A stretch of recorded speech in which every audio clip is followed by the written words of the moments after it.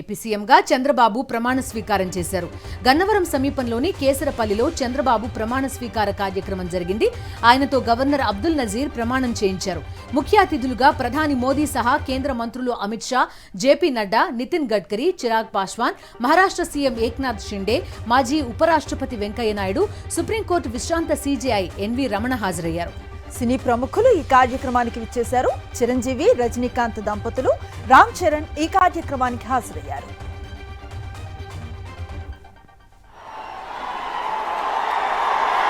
నారా చంద్రబాబు నాయుడు అనే నేను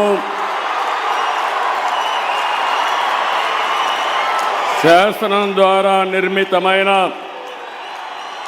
భారత రాజ్యాంగం పట్ల నిజమైన విశ్వాసం, విధేయత చూపుతానని, భారతదేశ సార్వభౌమాధికారాన్ని, సమగ్రతను కాపాడుతానని, ఆంధ్రప్రదేశ్ రాష్ట్ర ముఖ్యమంత్రిగా నా కర్తవ్యాలను శ్రద్ధతో, అంతఃకరణ శుద్ధితో నిర్వహిస్తానని, భయం కానీ, పక్షపాతం కానీ, రాగద్వేషాలు కానీ లేకుండా రాజ్యాంగాన్ని, శాసనాలను అనుసరించి ప్రజలందరికీ న్యాయం చేకూరుస్తానని దైవ సాక్షిగా ప్రమాణం చేస్తున్నాను.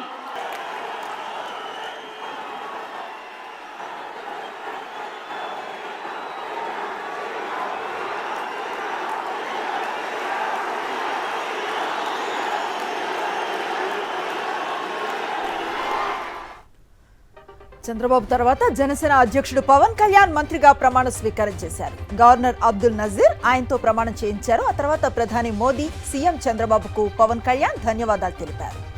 అన్న చిరంజీవి నుంచి ఆశీస్సులు తీసుకున్నారు పవన్ కళ్యాణ్. కొణిదెల పవన్ కళ్యాణ్ అనే నేను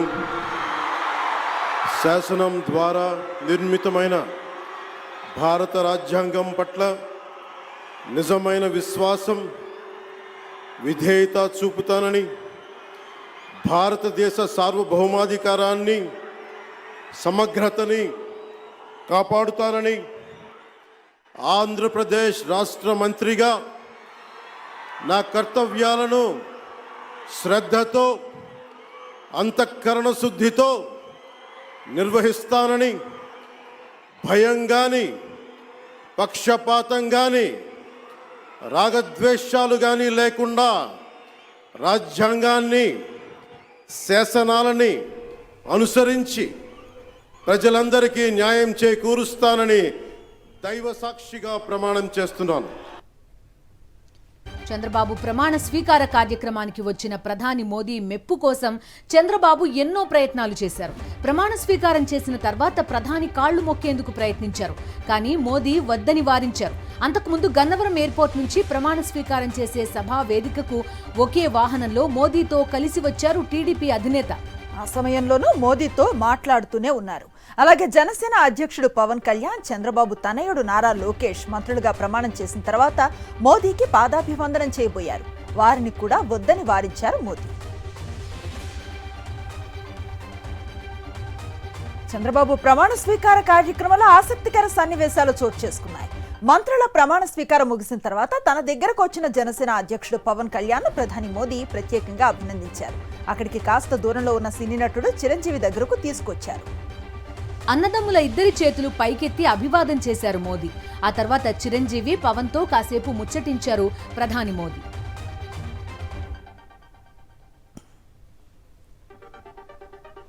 జనసేన అధినేత పవన్ కళ్యాణ్ కు డిప్యూటీ సీఎం పదవి ఇచ్చినట్టుగా తెలుస్తోంది. ట్విట్టర్లో పోస్ట్ చేశారు అమిత్ షా. ముఖ్యమంత్రిగా ప్రమాణ స్వీకారం చేసిన చంద్రబాబు నాయుడు, ఉప ముఖ్యమంత్రి పవన్ కళ్యాణ్ కు శుభాకాంక్షలు అంటూ ఆయన పోస్ట్ చేశారు. దీంతో పవన్ కు డిప్యూటీ సీఎం పదవి దక్కిందంటున్నాయి పార్టీ వర్గాలు. ఇటు చిరంజీవి కూడా ట్వీట్ చేశారు. CM Chandrababu, deputy CM Pawan కళ్యాణ్లకు శుభాకాంక్షలు తెలిపారు చిరంజీవి. ఏపీ అభివృద్ధికి పాటుపడే అవకాశాన్ని సద్వినియోగం చేసుకోవాలంటూ చిరంజీవి ట్వీట్ చేశారు. రేపు సాయంత్రం 4:41 చంద్రబాబు బాధ్యతలను స్వీకరించనున్నారు. 5 ఫైల్స్ పై సంతకాలు చేయనున్నారు సీఎం చంద్రబాబు. మెగా డిఎస్సీపై తొలి సంతకం చేయనున్నట్లుగా తెలుస్తోంది. అలాగే ల్యాండ్ టైటిలింగ్ యాక్ట్ రద్దుపై 2వ సంతకం చేస్తారని సమాచారం.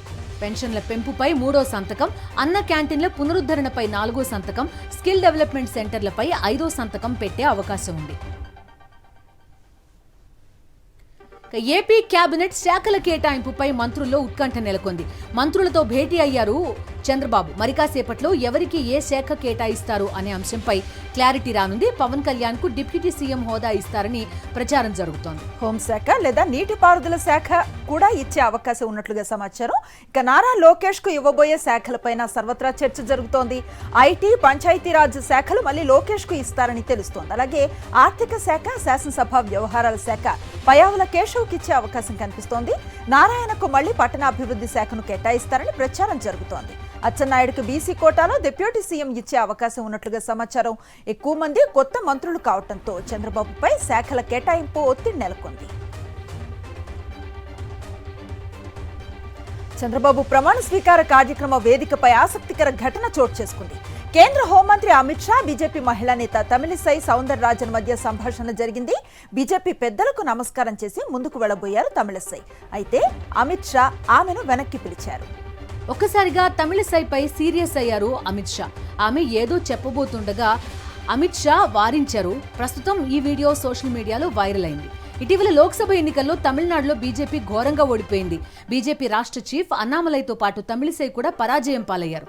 ఆ వెంటనే ఆమె అన్నామలైకి వ్యతిరేకంగా వ్యాఖ్యలు చేశారు. ఈ నేపథ్యంలో అమిత్ షా పంచాయతీలు పెట్టద్దంటూ ఆమెకు గట్టిగా చెప్పి ఉంటారు అంటూ నెటిజన్స్ ఈ వీడియోపై కామెంట్ చేస్తున్నారు.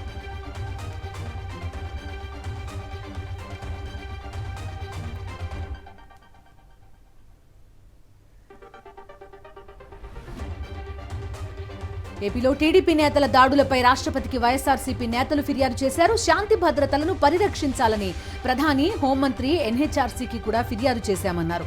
వారం రోజులుగా ఏపీ వ్యాప్తంగా టీడీపీ నేతలు విధ్వంసం సృష్టించి దాడులకు తెగబడ్డారని ఆగ్రహం వ్యక్తం చేశారు వైవి సుబ్బారెడ్డి. వైఎస్ఆర్సీపీ నేతలు, కార్యకర్తలే టార్గెట్ గా దాడులు చేస్తున్నారని మండిపడ్డారు. పోలీసులకు ఫిర్యాదులు చేస్తున్నా కేసులు నమోదు చేయటం లేదన్నారు. వైఎస్ఆర్సీపీ కార్యకర్తలకు అండగా ఉంటామన్నారు వైవి సుబ్బారెడ్డి.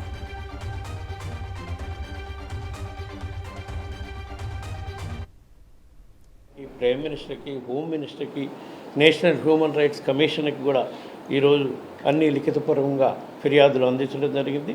దీనిపై వీళ్ళ దగ్గర స్పందన రాకపోతే తప్పకుండా న్యాయ పోరాటం చేసి దానికి కూడా అన్ని చర్యలు తీసుకునే కార్యక్రమం కూడా చేసి వైఎస్ఆర్ కాంగ్రెస్ పార్టీ కార్యకర్తలని కాపాడుకోవటానికి మా పార్టీ అధ్యక్షుడు జగన్మోహన్ రెడ్డి గారి నాయకత్వంలో తప్పకుండా మా పార్టీ కట్టుబడి ఉంటుంది. వాళ్ళకు అండగా ఉండేదాన్ని కార్యక్రమం కూడా చేస్తాము. రాబోయే రోజుల్లో ఎక్కడెక్కడైతే వైఎస్ఆర్ కాంగ్రెస్ పార్టీ నాయకులు, కార్యకర్తలపై దాడులు జరిగినాయో వాళ్ళందరినీ కూడా మా నాయకత్వం తరఫున పరామర్శించి వాళ్ళకి అండగా ఉండేదానికి భరోసా ఇచ్చే కార్యక్రమం. వైఎస్ఆర్సీపీ శ్రేణులపై టీడీపీ నేతలు దాడులు చేయడం సరికాదన్నారు వైఎస్ఆర్సీపీ నేత ఎంపీ మిథున్ రెడ్డి. కుట్రపూరితంగా దాడులు చేస్తూ ఆస్తులను ధ్వంసం చేస్తున్నారని మండిపడ్డారు. ఆయన కేంద్రం జోక్యం చేసుకుని చర్యలు తీసుకోవాలని ఎంపీ మిథున్ రెడ్డి డిమాండ్ చేశారు. రాజకీయాలు ఎలక్షన్ల వరకే ఉండాలి, కానీ దాని తర్వాత కూడా ఈరోజు చాలామంది కార్యకర్తల్ని దౌర్జన్యంగా గాయపరచడము, అదేవిధంగా ఇల్లులు కూల్చేయడము, జేసీబీలు పెట్టి వాళ్ళ వ్యాపారాల్లో దెబ్బతీయడము, అదేవిధంగా చాలామంది పైన ఈరోజు దాడులు జరిగిన పరిస్థితి అందరూ కూడా చూస్తూ ఉన్నాము. ఇవన్నీ కూడా ఒక మంచి ప్రెసిడెంట్ కాదు. అధికారం ఎప్పుడు కూడా శాశ్వతం కాదు. ఎన్నో పార్టీలు ఎంతోమంది అధికారంలోకి వచ్చారు, పోయారు. కానీ ఈ విధంగా కార్యకర్తల పైన దాడులు చేయడము, ఇల్లులు కొట్టడం, ఇవన్నీ కూడా కొత్త పద్ధతి. ఎప్పుడు కూడా ఈ విధంగా రాష్ట్రంలో జరగలేదని చెప్పి కూడా మేము తెలియజేస్తా ఉన్నాము. పార్లమెంట్లో వైఎస్ఆర్సీపీ బలంగా ఉందన్నారు విజయసాయిరెడ్డి. టీడీపీకి 16 మంది ఎంపీలుంటే వైఎస్ఆర్సీపీకి 15 మంది ఉన్నారని చెప్పారు.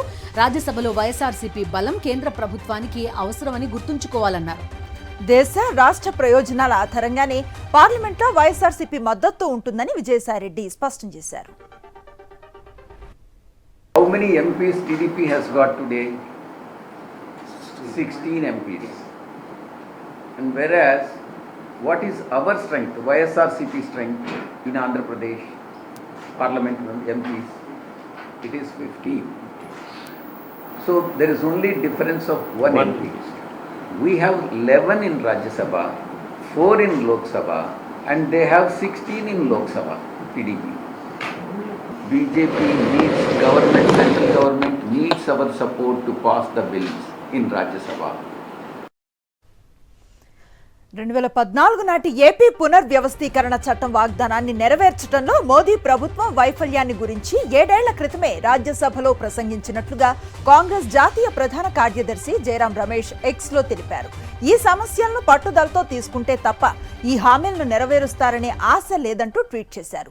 ముఖ్యమైన సమస్యలపై ప్రధాని ఏపీ ప్రజలకు స్పష్టత ఇవ్వాలని డిమాండ్ చేశారు. 2014 మార్చిలో తిరుపతిలో మోదీ వాగ్దానం చేసినట్టుగా ఏపీకి ప్రత్యేక హోదా ఇస్తారా అని ప్రశ్నించారు. పోలవరం ప్రాజెక్టు పెండింగ్ నిధులను విడుదల చేస్తారా అని అడిగారు. మోదీ ప్రభుత్వం ప్రారంభించిన విశాఖ స్టీల్ ప్లాంట్ ప్రైవేటీకరణను ఆపేస్తారా అని ప్రశ్నించారు జయరాం రమేష్. శ్రీకాకుళం జిల్లాలో విషాదం చోటు చేసుకుంది. వైఎస్ఆర్సీపీ అధినేత వైఎస్ జగన్మోహన్ రెడ్డి సీఎం కాలేదన్న మనస్తాపంతో అక్కవరం గ్రామంలో ఓ వ్యక్తి ఆత్మహత్య చేసుకున్నాడు. ఇంట్లో ఎవరూ లేని సమయంలో ఉరేసుకుని వంజంగి రాజన్న అనే వ్యక్తి ఆత్మహత్య చేసుకున్నాడు. విషయం తెలుసుకున్న ఎమ్మెల్సీ దువ్వాడ శ్రీనివాస్ మృతుడి కుటుంబాన్ని పరామర్శించి అండగా ఉంటానని హామీ ఇచ్చారు. జగనన్న నా ప్రాణం పోయినంత వరకు కూడా జగనన్న ఈ జెండా నా భుజం మీద వేసుకునే తిరుగుతాను. ఎవరు ఎన్ని ఇబ్బందులు పెట్టినా సరే జై జగన్ అన్నా, జగనన్న పేద ప్రజలకు మేలు చేసిన వ్యక్తివి నువ్వు ఒక్కడవే భారతదేశం మొత్తంలోన. జగనన్న నీకు అండగా మేమంతా ఉంటాం. నాతో కాదు నా కొడుకులు కూడా నీకే జగనన్న. వైఎస్ఆర్సీపీ ఓటమిని జీర్ణించుకోలేక నెల్లూరు జిల్లా కలువాయికి చెందిన కార్యకర్త సయ్యద్ అబ్దుల్ రెహమాన్ గుండెపోటుతో మృతి చెందారు. వైఎస్ జగన్ కు రెహమాన్ వీరాభిమాని. ప్రతి పార్టీ కార్యక్రమానికి ఆయన క్రమం తప్పకుండా హాజరయ్యేవారు.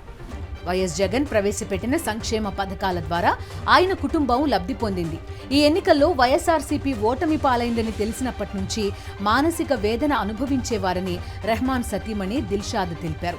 టీవీలో ఎన్నికల వార్తలు చూస్తూ గుండెపోటుకు గురై కుప్పకూలారని తెలిపారు. రాజశేఖర్ రెడ్డి నుంచి వీరాభిమాని. ఇలా ఎలక్షన్లో జగన్మోహన్ రెడ్డి ఓటమి కారణంగా బాధపడుతూ 2 రోజులు అదే దిగులతో ఉన్నారు. ఆదివారం ఒకే టీవీ చూస్తుండగా గుండెపోటుతో పడిపోయారు. తెలంగాణలో గ్రూప్ 1 మెయిన్స్ పరీక్ష షెడ్యూల్ విడుదల చేసింది టీజీపీఎస్సీ. అక్టోబర్ 21 నుంచి 27 వరకు గ్రూప్ 1 మెయిన్స్ పరీక్షలు నిర్వహించనున్నట్టుగా వెల్లడించింది. ఇంగ్లీష్, తెలుగు, ఉర్దూ భాషల్లో డిస్క్రిప్టివ్ విధానంలో ఈ పరీక్ష ఉంటుందని, అభ్యర్థులు తాము ఎంపిక చేసుకున్న భాషలోనే పరీక్ష రాసే వీలు కల్పిస్తున్నట్టుగా తెలిపింది. పరీక్ష వివరాలతో టైం టేబుల్ను విడుదల చేసింది.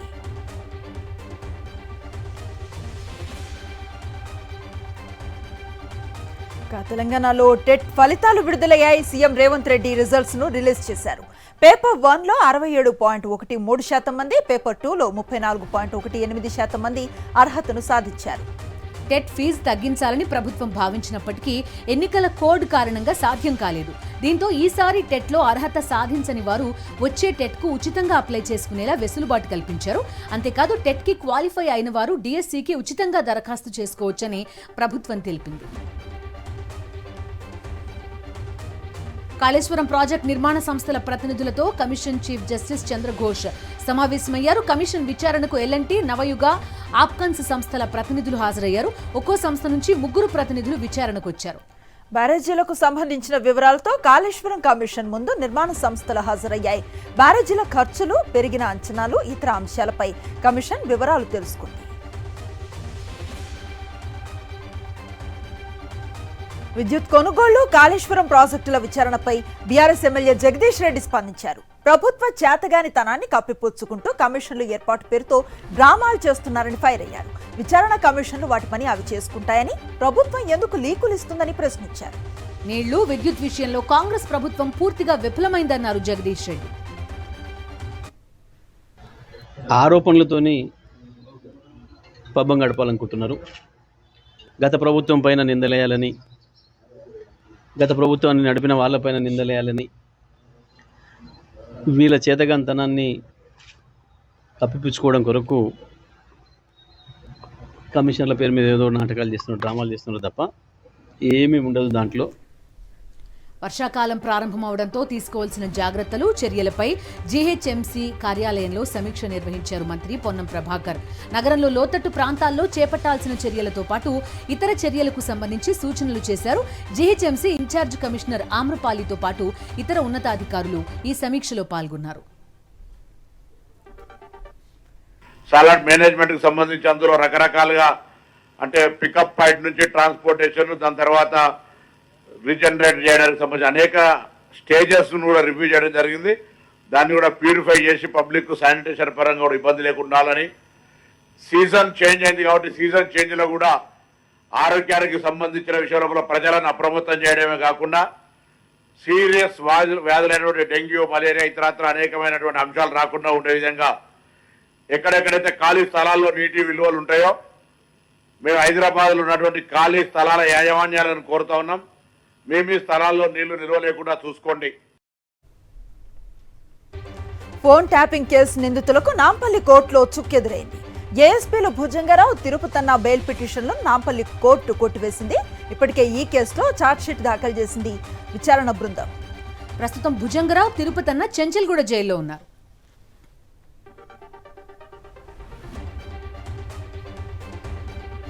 తెలుగు రాష్ట్రాల సీఎంలు చంద్రబాబు, రేవంత్ రెడ్డిలపై మాజీ ఎమ్మెల్యే బాల్క సుమన్ ఘాటు వ్యాఖ్యలు చేశారు. ఉమ్మడి ఆంధ్రప్రదేశ్ విడిపోయిన 10 ఏళ్ల తర్వాత తెలంగాణపై చంద్రబాబు, రేవంత్ రెడ్డి కలిసి కుట్రలు మొదలుపెట్టారని ఆరోపించారు. రిటైర్డ్ ఐఏఎస్ అధికారి ఆదిత్యనాథ్ దాస్ ను తెలంగాణ నీటిపారుదల, జలవనరుల శాఖ సలహాదారుగా నియమించడంపై ఆయన అభ్యంతరాన్ని వ్యక్తం చేశారు. నియామకం వెనుక దాగి ఉన్న రహస్యం ఏంటో చెప్పాలని, వెంటనే పదవి నుంచి ఆయన్ను తొలగించాలని డిమాండ్ చేశారు. ప్రాజెక్టులను తెలంగాణ రాష్ట్ర నీటి వాటాను వ్యతిరేకిస్తూ చాలా సీరియస్గా పనిచేసినటువంటి వ్యక్తి ఆదిత్యనాథ్ దాస్. ఆయనను రేవంత్ రెడ్డి గారు, చంద్రబాబు నాయుడు డైరెక్షన్లో రేవంత్ రెడ్డి గారు ఇవాళ తెలంగాణ రాష్ట్ర ప్రభుత్వానికి అడ్వైజర్గా నియమించిండు.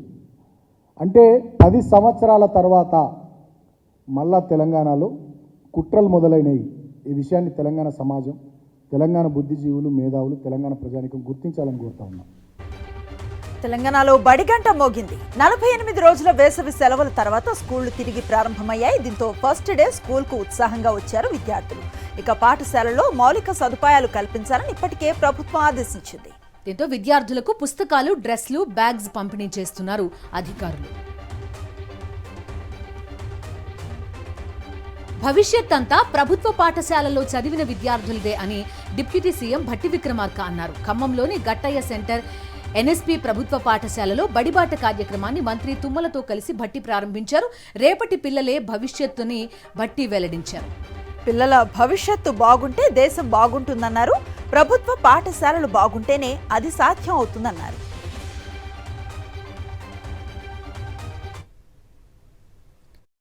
నేటి బాలలే రేపటి పౌరులను మనం చిన్నప్పటి నుంచి చదువుకుంటూ ఉంటాం. మీ భవిష్యత్తు రాష్ట్ర భవిష్యత్తు. మీ భవిష్యత్తు బాగుంటే రాష్ట్ర భవిష్యత్తు బాగుంటుంది. మీ అందరి భవిష్యత్తు బాగుండాలనే రాష్ట్ర పాలనా యంత్రాంగం, రాష్ట్ర ప్రభుత్వం దీర్ఘంగా ఆలోచన చేసి ఈ కార్యక్రమాలని చేపట్టింది. ప్రభుత్వ పాఠశాలంటే నిర్లక్ష్యానికి గురయ్యేటువంటి వ్యవస్థలనేటువంటి నమ్మకం నుంచి బయటికి తీసి ప్రభుత్వ పాఠశాలలు, విద్యా వ్యవస్థ అత్యంత ప్రియమైనది. సిద్దిపేట ప్రభుత్వ బాలుర ఉన్నత పాఠశాలలో బడిబాట కార్యక్రమంలో మాజీ మంత్రి హరీష్ రావు పాల్గొన్నారు. విద్యార్థులకు బుక్స్, యూనిఫామ్స్ పంపిణీ చేశారు. గత 5 ఏళ్లలో రాష్ట్రంలోనే సిద్దిపేట జిల్లా ఫస్ట్, సెకండ్ ప్లేసుల్లో ఉందని హర్షం వ్యక్తం చేశారు. కొత్తగా వచ్చిన ప్రభుత్వం మన ఊరు మన బడి కింద పాఠశాలలను, ఆగిపోయిన పనులను ముందుకు తీసుకువెళ్లాలన్నారు మాజీ మంత్రి హరీష్ రావు. గత 5 సంవత్సరాలుగా మనం చూసినట్టయితే మా ఉపాధ్యాయుల కృషి, మా ప్రధాన ఉపాధ్యాయులు, మా విద్యాశాఖ మండల అధికారుల కృషి వల్ల మరి ఈరోజు 5 ఏళ్లలో ఎప్పుడు చూసినా సిద్దిపేట జిల్లా అయితే ఫస్ట్ ప్లేస్లో ఉంది, లేకపోతే సెకండ్ ప్లేస్లో ఉంది. కోర్స్ మన ఊరు మన బడి కింద మన స్కూల్ అయితే చాలా అద్భుతంగా చేసుకున్నాం. అప్పుడు మనం స్టార్ట్ చేసినాం మన ఊరు మన బడి కార్యక్రమం రాష్ట్రంలో స్టార్ట్ చేసినాం. దాంట్లో భాగంగా ఈ మల్టీపర్పస్ బాయ్స్ హై స్కూలు మంచి ఫర్నిచర్ కానీ, డిజిటల్ ల్యాబ్ కానీ, మరి డిజిటల్ టీవీ స్క్రీన్స్ కానీ అవన్నీ కూడా ప్రభుత్వం అందించింది. తెలంగాణలో పాఠశాలలు పునః ప్రారంభమవడంతో స్కూల్ బస్సుల ఫిట్నెస్ పై దృష్టి సారించారు ఆర్టీఏ అధికారులు. నిబంధనలు పాటించని స్కూల్ బస్సులపై కొరడా జుళిపిస్తున్నారు. ఫిట్నెస్ లేని వాహనాలు, డ్రైవింగ్ లైసెన్స్ ఎక్స్పైర్ అయినటువంటి వారిపై కేసులు నమోదు చేసి సీజ్ చేస్తున్నారు అధికారులు. విద్యా సంస్థలు ప్రారంభమవడంతో వాహనాల తనిఖీలకు స్పెషల్ డ్రైవ్ చేపడుతున్నారు. ఆర్టీఏ రూల్స్ కు విరుద్ధంగా నడుస్తున్నటువంటి బస్సులను సీజ్ చేస్తున్నారు. ఖచ్చితంగా ఫిట్నెస్ కలిగి ఉండటంతో పాటు సరైన పత్రాలు ఉండాలని సూచిస్తున్నారు.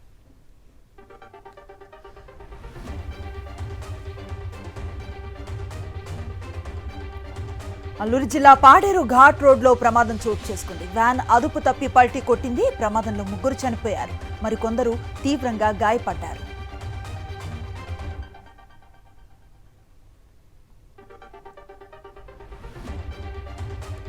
డేటింగ్ యాప్స్ లో ఫేక్ చాటింగ్ తో బడా వ్యాపారవేత్తలు, సాఫ్ట్వేర్ ఇంజనీర్లను మోసం చేస్తున్న ముఠాను పట్టుకున్నారు మాదాపూర్ పోలీసులు. ఢిల్లీకి చెందిన 6 వ్యక్తులు నిరుద్యోగ యువతుల సాయంతో పలువురిని ట్రాప్ చేసి మోష్ పబ్ కి తీసుకెళ్లి ₹1,000 బిల్ చేయిస్తున్నారు. ప్రత్యేకంగా మెన్యూ కార్డులు, POS మెషిన్లు ఏర్పాటు చేసి పక్కా పథకం ప్రకారం మోసం చేస్తున్నట్టుగా గుర్తించారు. కేవలం 6 వీకెండ్స్ లో 60 మందిని మోసం చేసి 30 లక్షల వరకు కొల్లగొట్టింది ముఠా.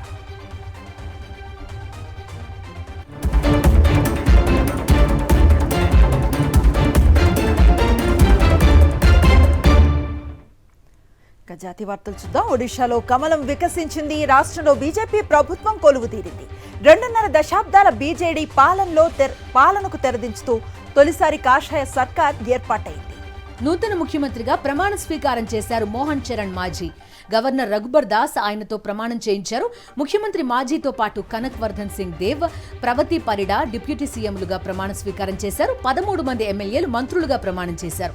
రాజధాని భువనేశ్వర్లోని జనతా మైదానంలో జరిగిన ఈ కార్యక్రమానికి ప్రధాని నరేంద్ర మోదీ, కేంద్ర హోంమంత్రి అమిత్ షా సహా బీజేపీ పాలిత రాష్ట్రాల ముఖ్యమంత్రులు, కేంద్ర మంత్రులు హాజరయ్యారు.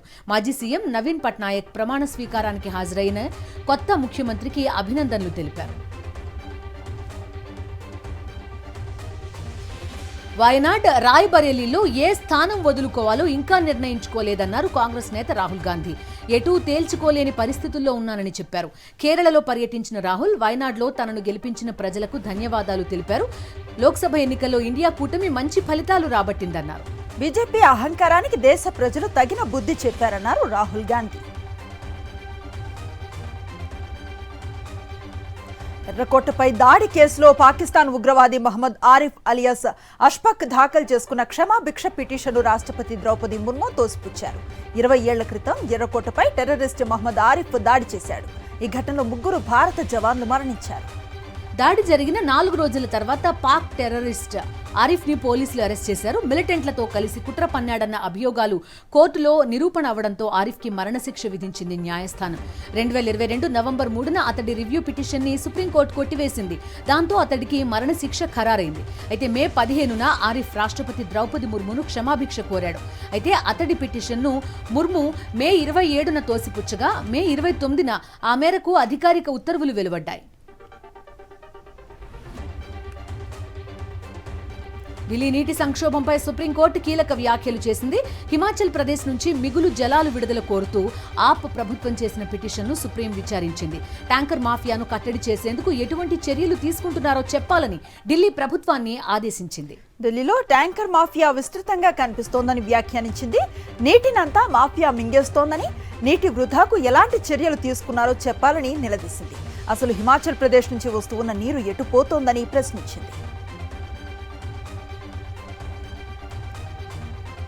భారత్లో 4 ఏళ్ల చిన్నారికి బర్డ్ ఫ్లూ H9N2 వేరియంట్ సోకిందని ప్రపంచ ఆరోగ్య సంస్థ WHO వెల్లడించింది. సాధారణంగా పక్షులకు సోకే బర్డ్ ఫ్లూ అత్యంత అరుదైన కేసులో మనుషుల్లోనూ కనిపిస్తుంది.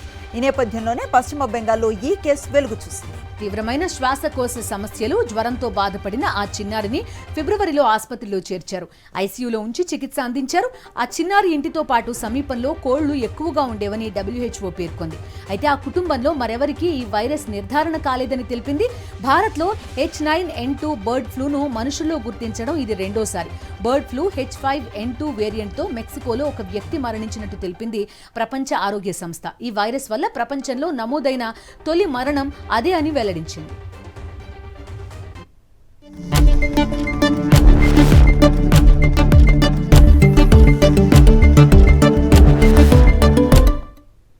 బిజినెస్ అప్డేట్స్ చూద్దాం. దేశీయ స్టాక్ మార్కెట్స్ ఈ రోజు స్వల్ప లాభాలతో ముగిశాయి. అమెరికా ఫెడరల్ రిజర్వ్ వడ్డీ రేట్ల నిర్ణయంతో పాటు మే నెల సిపిఐ ఆధారిత ద్రవ్యోల్బణ డేటా కోసం ఇన్వెస్టర్స్ ఎదురు చూడటంతో భారత ఈక్విటీ మార్కెట్లు స్వల్ప శ్రేణిలోనే కొనసాగాయి. సెన్సెక్స్ 150 పాయింట్ల లాభంతో 76,607 పాయింట్ల వద్ద ముగియగా నిఫ్టీ 50 పాయింట్ల లాభంతో 23,323 పాయింట్ల వద్ద క్లోజ్ అయింది. ఒక దశలో నిఫ్టీ ఆల్ టైమ్ రికార్డ్ 23,442 పాయింట్లకు చేరుకుని మళ్లీ దిగువకు వచ్చింది.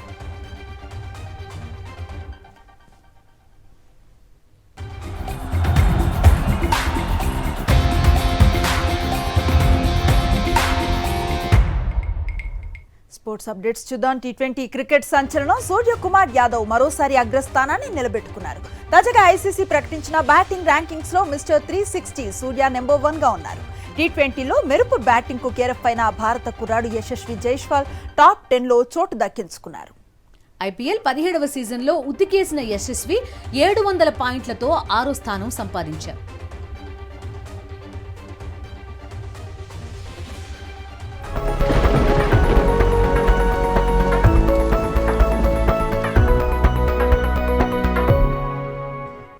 Weather updates. నైరుతి రుతుపవనాల ప్రభావంతో ఏపీలో 5 రోజుల పాటు పిడుగులతో వర్షం కురిసే అవకాశం ఉందని ఐఎండీ పేర్కొంది. కోస్తా రాయలసీమ జిల్లాల్లో రేపు మోస్తరు వర్షం నుంచి భారీ వర్షం కురవనుంది. ఇక శుక్రవారం వానలు, ఉరుములు, మెరుపులతో పాటు పిడుగులు కూడా సంభవిస్తాయని అధికారులు తెలిపారు. పిడుగులు పడే ఛాన్స్ ఉండటంతో ప్రజలు అప్రమత్తంగా ఉండాలని హెచ్చరించారు.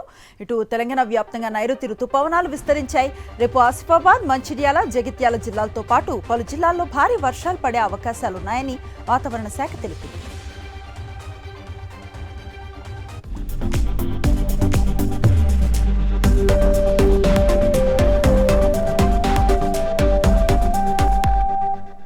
సినిమా అప్డేట్స్ స్క్రీన్ 90లో చూద్దాం. అల్లు అర్జున్ ఎక్స్, ఇన్స్టాగ్రామ్లను అన్ఫాలో చేసిన మెగా హీరో సాయి ధరమ్ తేజ్. ఇక ఇప్పటికే మెగా ఫ్యాన్స్, అల్లు అభిమానుల మధ్య సోషల్ మీడియాలో వార్ జరుగుతున్న మ్యాటర్ తెలిసిందే. భారతీయుడు 2 మూవీలో మనీషా కొయిరాలా కూడా కనిపించబోతుందని సమాచారం. జూలై 12న మూవీ విడుదల కాబోతోంది. శ్రీను వైట్ల దర్శకత్వంలో గోపీచంద్ హీరోగా నటిస్తున్న విశ్వం మూవీ నుండి కొత్త పోస్టర్ వచ్చింది. ప్రవీణ్ రాజ్ కుమార్ హీరోగా రూపొందుతున్న పద్మవ్యూహంలో చక్రధారి మూవీ ట్రైలర్ ను హీరో విశ్వక్సేన్ విడుదల చేశాడు. ఎన్టీఆర్ దేవర అక్టోబర్ 10న విడుదల ఫిక్స్ చేసుకుంది. ఇప్పుడు ఈ మూవీ రిలీజ్ డేట్ మారబోతున్నట్టు సమాచారం. కొత్త డేట్ తొందరలో ప్రకటించబోతున్నారట. శేఖర్ కమ్ముల దర్శకత్వంలో ధనుష్ హీరోగా కుబేర రూపొందుతోంది. ఈ మూవీని దీపావళికి విడుదల చేయాలనే ప్లాన్ లో మేకర్స్ ఉన్నారట. ఇది నాన్ స్టాప్ న్యూస్.